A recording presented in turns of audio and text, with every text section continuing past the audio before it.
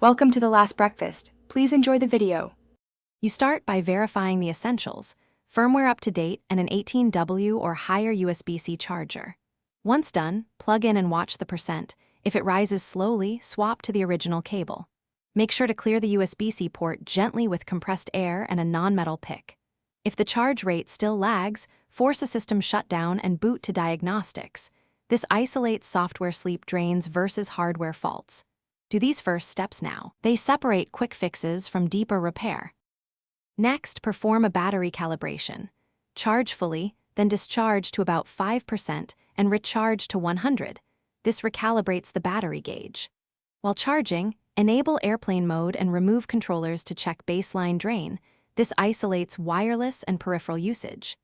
Use the system's battery log or external meter to record mAh per hour.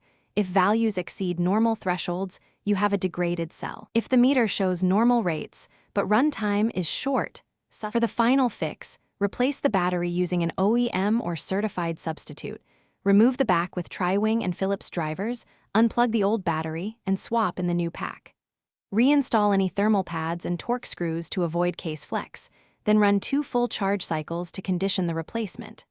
Once complete, recheck battery logs for expected mAh and runtime. If issues persist, perform a factory reset to rule out software causes. And if that fails, seek professional board-level inspection. That's the key troubleshooting escalation.